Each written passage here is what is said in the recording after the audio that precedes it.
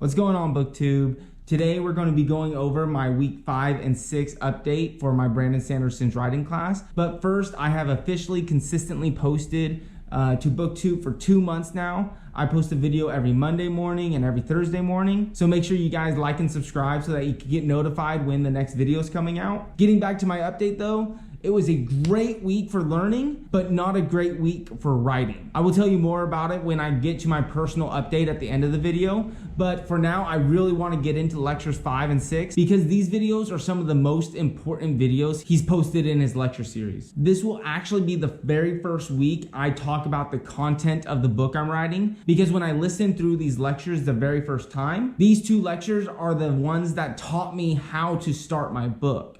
They're the ones that go over Sanderson's laws. So if I ever end up finishing this book, it will be directly because of these videos. So these 2 lectures were titled World Building, which even though I think it's the best title for these lectures, it's a little bit misleading because while he does teach you how to world build, his lectures aren't about world building. He actually teaches you how to stop world building and to tell your story. So many times, those of us who love fantasy and love to write fantasy get hyper focused on the world building access to the point where we either never start our story or our writing suffers because we focus so much on the world building, we neglect the story part, the plot, the characters, and so on and so forth. In these 2 lectures, he teaches us how to use storytelling, characters, and plot to build our world instead of like using our world building, our magic systems, the cultures to try to tell a story and try to build characters.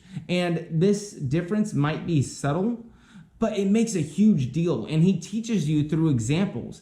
He shows you popular examples of using storytelling, characters, and plot to build the world rather than the other way around. He also goes over how to avoid falling into all the common traps that newbies and newcomers fall into. Besides that, these lectures are also the ones where he introduces Sanderson's laws, which, like I said earlier, is what I used to actually start my story and to come up with the idea for my story. And I'm so excited to finally start talking about it.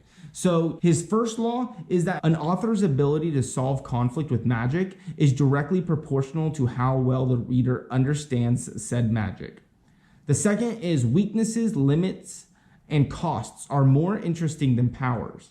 And the third law is the author should expand on what is already a part of the magic system before something entirely new is added. His 4th law is actually a 0th law, and it is always err on the side of what's awesome. And these laws were huge for me because I can't remember for sure, but I think it's when he was explaining about his 0th law. He was talking about how he came up with the Stormlight Archives idea. It started with just thinking, wow, power armor is awesome.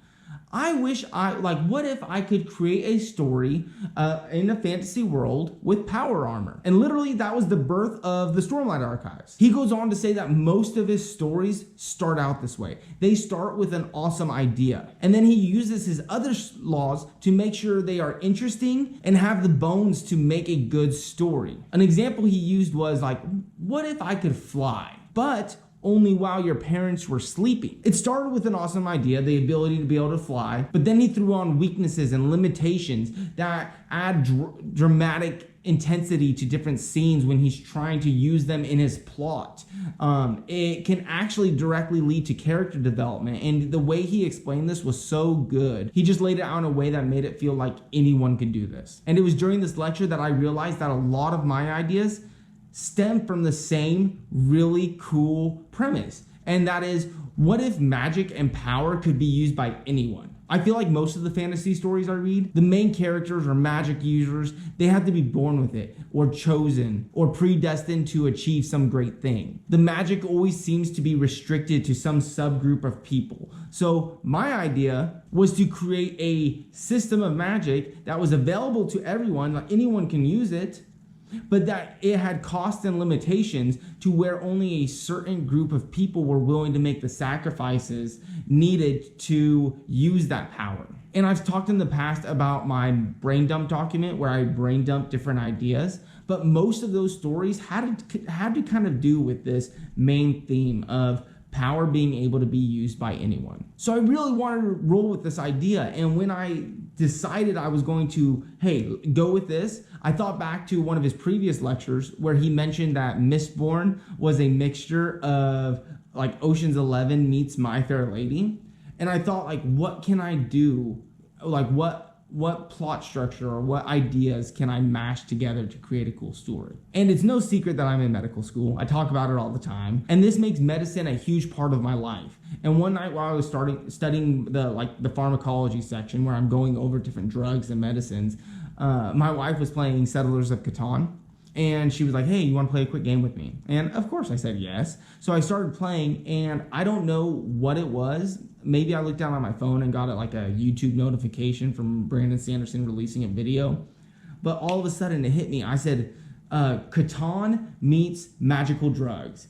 So my story is essentially like, I'm not going to talk about the plot yet because I'll save that for a different time. But my world building is essentially a world where there are substances that grant people magical powers and anyone can use, but they're only found in certain subsections of the world. And there's beliefs and cultures and consequences that come from this access to magical drugs being everywhere. That was the first part of my book I've ever shared, so I was really excited to do it, and I felt like this was the perfect time, since these two videos are what gave me the tools and knowledge needed to actually formulate an idea for a book and make the first step to writing it down on paper. All right, so that's how those next two lectures were. So now on to the personal writing updates. Sadly, like I said, it wasn't a great 2 weeks of writing for me. Out of those 2 weeks, I was only able to write about 1,500 words, which I usually shoot for and hit at least 1,400 words a week. I have no excuses, no good ones anyway. I did start my neurology rotation, which has longer hours and more work outside of the hospital. So I'm getting pretty good at like being able to localize where lesions are in the nervous system.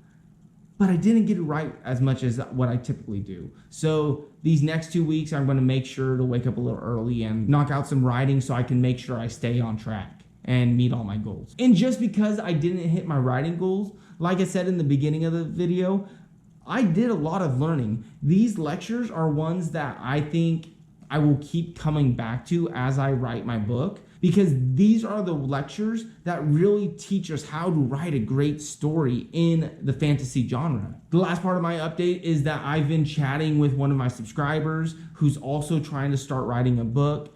And we were thinking about starting an accountability group for people who are interested in writing, for aspiring authors. If you need a peer or social group to help keep you accountable and push you through, feel free to reach out to me. Shoot me an email with the email I posted on my About page. Other than that, thank you everybody for watching. Like I said at the beginning of the video, I am posting videos every Monday and every Thursday morning, so make sure you like and subscribe to get notified of when those videos come out. Until then, I appreciate you taking the time to watch, and I hope you're out there exploring cool new worlds, and thank you for watching.